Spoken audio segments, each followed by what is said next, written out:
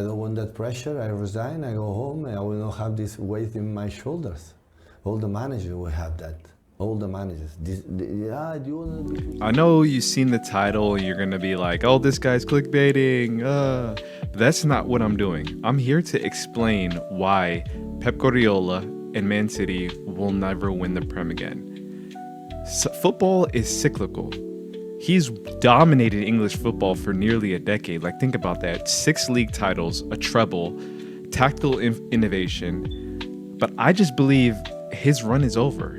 You can see it in the way he talks in post-game, the way he sets his team up. That spark is gone. And I think a lot of people underrate how much it takes to continually recycle and retool your team to be ready to win.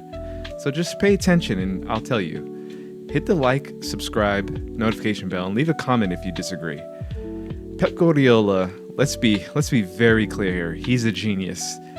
In my opinion, he built one of the greatest teams of all time. Actually, the greatest team of all time. Pep's Barcelona dominated and terrorized football for 4 years. So don't get this twisted. I know this guy's the greatest, in my opinion, I should say. But as I said, everything's a cycle. City have literally had a stranglehold on the Premier League for a decade. Only Liverpool and Leicester City and Chelsea were the teams that could even get a taste of what a Premier League medal is. So, City fans, don't get too upset here. I'm saying you guys had your run. It's just, now it's time it's over. I know a lot of people will think, oh, they're going to retool, they're going to do this. Let's take in for a moment that these guys spent $200 million in January and still continue to bottle and lose leads and continue to fumble. Even right now, they just lost to Crystal Palace in the FA Cup. Think about that. Crystal Palace hasn't won a title in like 100 years. They've never won a trophy. And City gave them their first trophy. What does that tell you? That tells you that this team has cracks.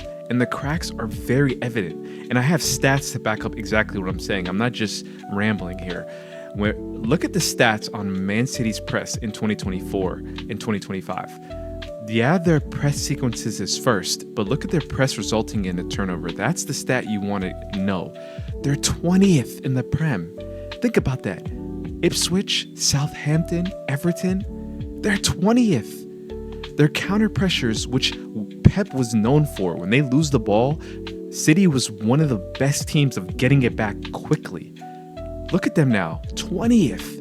Look at their counter pressures in the middle third. I know the final third says third, but the middle third, that's the middle. They're losing their duels. That's what matters.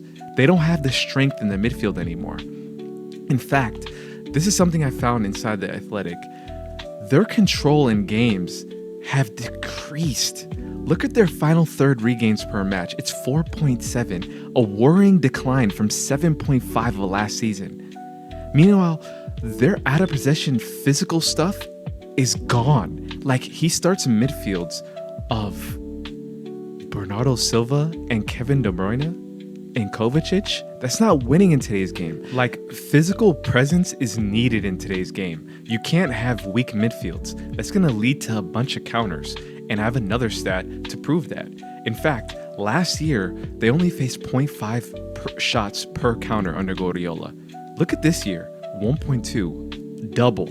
That's not for a reason. It's because Pep Guardiola, despite having the weakest midfield, in my opinion, in the top 5, continues to play a high line. You can't get away with that. If you're not pressuring, as I showed before, you're not getting pressures, you're passive in your press, and you're just going to play a high line, you're literally asking to just get ran over. And that's what's happening every game. And people will point to, yeah, they're sitting, I believe, third right now in the Premier League, but they faced Fulham away in the last game of the season. And Fulham, I think, can get points against them.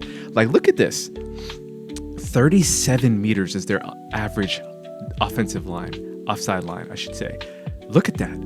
They didn't even do that when they had their best defensive records. Why? It's mind-boggling. And you can see this season, they're allowing opponents 12.7 passes before defensive action. It's almost 2 more passes than last season. Like, he's not even pressing, but he's allowing teams to do this. Look at the average distance where Ederson is having to play.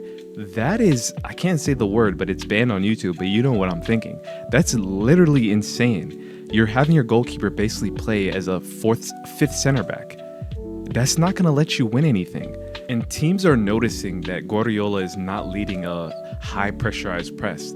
Look at 2018-19. Premier League opponents opted to go long 18% of the time when building up, only completing 74% of their total passes. This season, they're opting at 11%, completing 85%. Teams know now this team is weak, and they're preying on Guardiola's weakness. That is not something that's just out of the blue. In fact, in 37 matches this season, City have made 21 errors leading to a shot. That's more than all 3 of their previous campaigns combined. I mean, look at their 9 collapses that I could find. Madrid at home, Arsenal away, PSG away, Brentford away, Man United at home, Feyenoord at home, Tottenham at home, Brighton away, Sporting away. These are just a handful I found. More than a handful, I should say. When have you ever seen a Pep team give up this many leads? I've never seen it before. And I have some evidence here. Look at this sequence in the Man United at home game. Look, no pressure. No one's pressing Lisandro Martinez. So he has time to pick out a beautiful pass over the top to Diallo. And Man United come back from down 1-0 to win 2-1. This happens so often. Truthfully, I could pick out any game, but I'm just going to pick some specific ones that I found. Look at this Real Madrid buildup. What are they doing? Bypassing the midfield. Jude Bellingham is going to dominate Kovacic and Gundogan. Fran Garcia, simple ball over the top because it's Rico Lewis versus Vinny Jr. in a foot race. And what happens? High line, Ederson, goal. Now, this is just their mistakes, as I stated before. Look at the error. Guardiola, who are you passing to? James Maddison intercepts, Son, and then they score. Another thing, why is Kovacic playing this into Foden when 2 defensive mids are there? Foden loses the ball, Arsenal intercept, and they're on to the races and they score again. And this is after City just tied the game, 1-1, and then they concede. And then this is from their most recent game against Crystal Palace. Look what they see. Building from the back, they realize the midfield is what? Kovacic and actually Bernardo Silva and KDB just go long. Mateta's going to bully Vardiol, who's had a horrible season in my opinion. He lays it off to Kamada. Kamada, look at the space left by Guardiola and Nico O'Reilly. Mateta can literally just win the ball, play it to Munoz, who has acres of space to run with the ball. Ball across the goal. I mean, it's simple.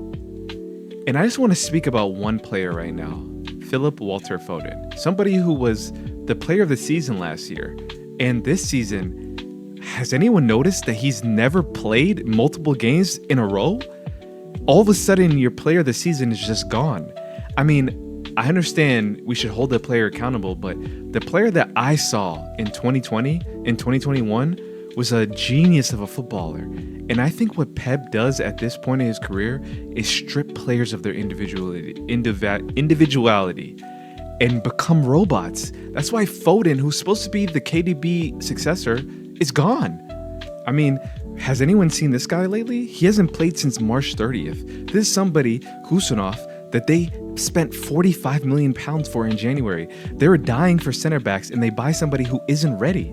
This is what I mean that Pep and City, or I should say City, is getting ready for the future. Pep's cycle is over. I mean, Vitor Reis, another person they spent big money on, we haven't seen him since the FA Cup against Plymouth in March 1st. This is somebody that is 18 years old. I mean, I'm not going to be harsh on him because clearly anybody actually who's seen him play would know he's not ready for the Prem right now. And these are the purchases they made in January. This is something that Chelsea would do, not Manchester City.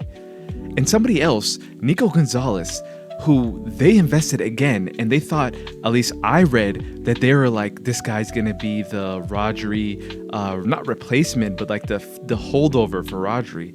And to my knowledge, the last time we seen him play was exactly almost a month ago, April 19th.